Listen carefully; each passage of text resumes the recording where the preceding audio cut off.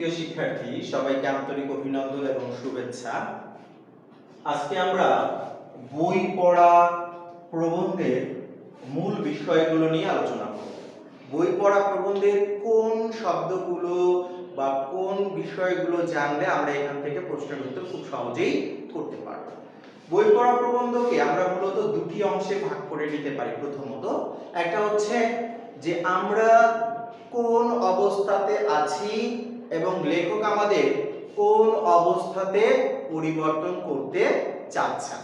মূলত আমরা রয়েছি এই সাইডটায়, ওকে, আমরা রয়েছি এই সাইডটায় এবং লেখক আমাদের পরিবর্তন করতে বলছে এই সাইডটায়। তাহলে এই অবস্থা থেকে আমাদের পরিবর্তিত হয়ে এই অবস্থায় কি করতে হবে? ফিরতে হবে। ওকে, আমাদের এই অবস্থায় ফিরতে হবে, এখান থেকে আমাদের এই অবস্থাতে ফিরতে হবে।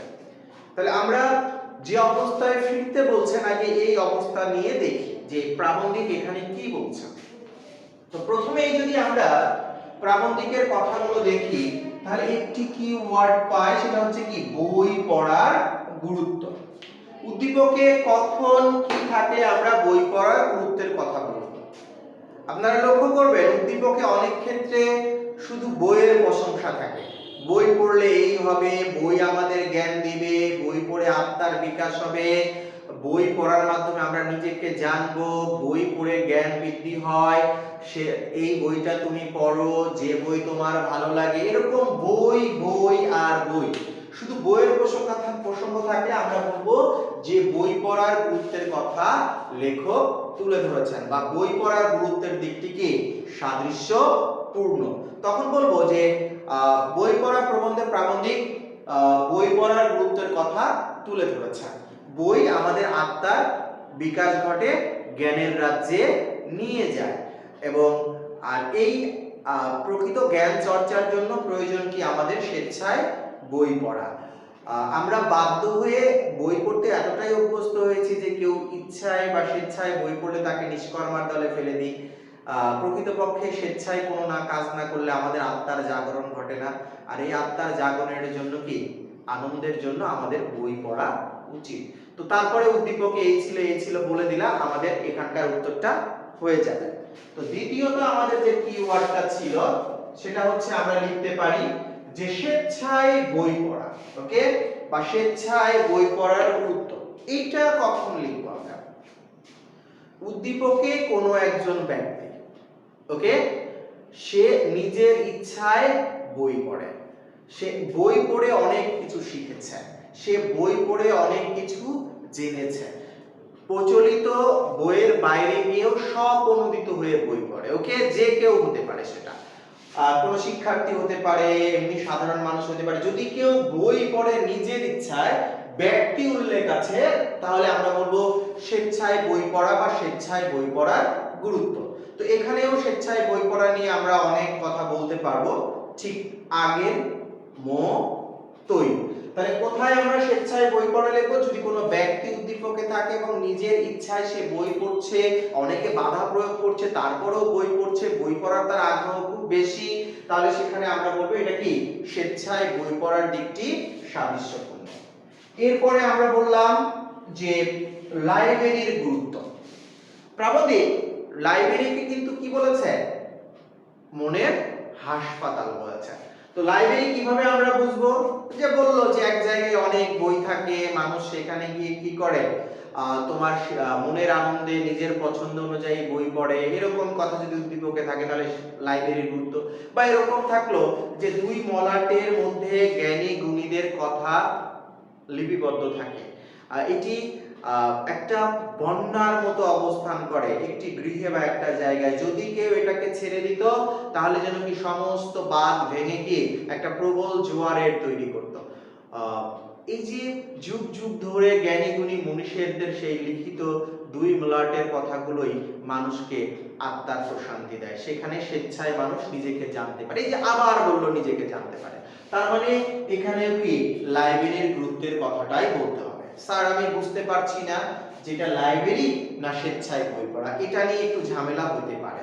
তখন আমরা বলবো স্বেচ্ছায় বই পড়ার জন্য লাইব্রেরির গুরুত্ব গুরুত্বের দিকটি সাদৃশ্যপূর্ণ। আমি আবার বলছি, যখন তোমাকে স্বেচ্ছায় বই পড়া মনে হচ্ছে, লাইব্রেরি মনে হচ্ছে, তখন আমরা লিখব স্বেচ্ছায় বই পড়ার জন্য লাইব্রেরির গুরুত্ব। ওকে, এই দিকটা আমাদের চাচ্ছে লেখো। ওকে, এখন আমাদের বলছে যে সাহিত্য চর্চার দিকটি সাদৃশ্যপূর্ণ। সাহিত্য চর্চা কি? যে